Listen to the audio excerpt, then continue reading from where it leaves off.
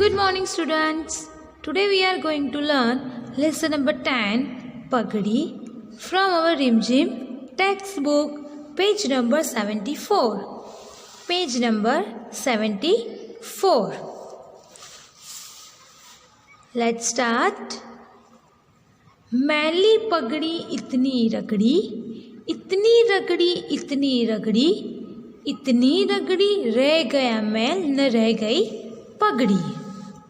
हट्टी कट्टी मोटी तगड़ी, हट्टी कट्टी मोटी तगड़ी, मलकिन झगड़ी, मलकिन मीन्स मालकिन, मालकिन झगड़ी, इतनी झगड़ी, इतनी झगड़ी, इतनी झगड़ी, इतनी झगड़ी, तर गया मैल और तर गई पगड़ी।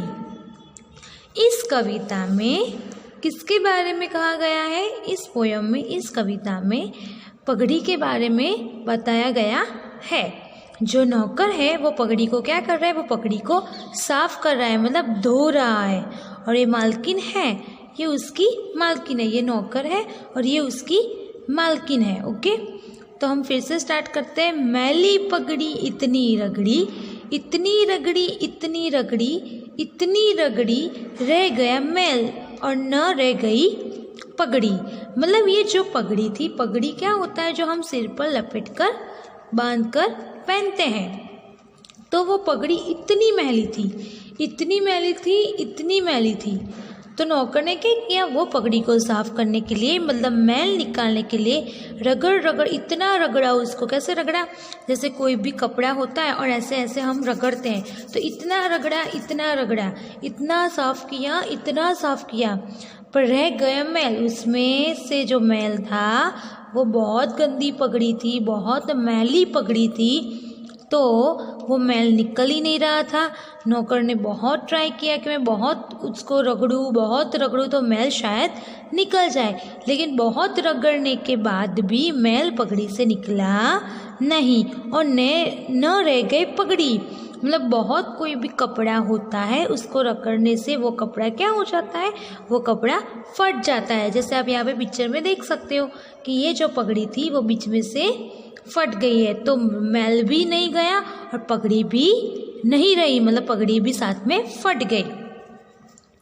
हट्टी कट्टी मोटी तगड़ी, हट्टी कट्टी मोटी तगड़ी, वो मालकिन कैसी थी? एकदम हट्टी कट्टी थी, एकदम मोटी और तगड़ी थी, एकदम मालकिन झगड़ी। अब पगड़ी क्या हुआ? पगड़ी तो फट गई और उसमें मैल जो था वो निकला भी नहीं। तो मालकिन को आया नौकर पर गुस्सा। वो इतनी झगड़ी उसके साथ, इतनी झगड़ी। एक तो वो मालकिन कैसी थी? एक तो हट्टी कट्टी थी और मोटी तगड़ी थी। तो वो मालकिन नौकर के साथ इतनी झगड़ी, इतनी झगड़ी, इतनी झगड़ी, इतनी झगड़ी, तर गया मैल और तर गई पगड़ी। तर गया मतलब निकल जाना, मुक्त हो जाना, फ्री हो जाना। तो मैल भी वहाँ से तर गया, मतलब चला गया पगड़ी के साथ। पगड़ी तो फट गई थी और मैल भी पगड़ी के साथ, पगड़ी भी फट गई, मतलब पगड़ी भी चली गई और साथ में उसके अंदर जो मैल रह गया था वो भी उसके साथ चला गया, मतलब फ्री हो गया।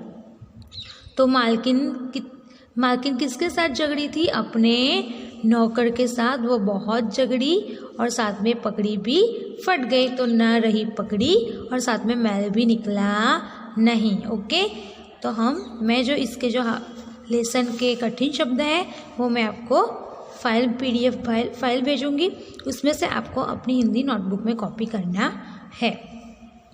वन इम्पॉर्टेंट नोट आपको ध्यान में रखना है कि मैं जो यहाँ जो हमारे हिंदी में टोटल 23 चैप्टर्स है। ओके, टोटल कितने हैं? 23 चैप्टर्स है।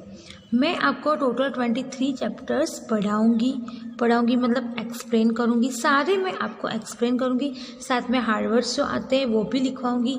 लेकिन जो मैं लास्ट एग्ज़ाम में चैप्टर्स लेने वाली हूँ, मैं जो लास्ट एग्ज़ाम में चैप्टर्स लेने वाली हूँ उसकी ही मतलब वो ही लेसन की मैं जो मैंने चैप्टर्स उसमें से चूज़ की है, सिलेक्ट की है, उतने ही चैप्टर्स की मैं वर्कशीट भेजूँगी। ओके, शायद यहाँ पे मैंने लास्ट में 7 लेसन नंबर 6 एंड 7 की वर्कशीट भेजी थी। तो 8 मैंने यहाँ पे कट कर दिया है, लेसन नंबर 8 ओके, जो पोयम थी चूहों म्याऊ सो रही है। डायरेक्ट मैं अब 9 और 10 की वर्कशीट भेजूँगी इसी वीक पे ओके।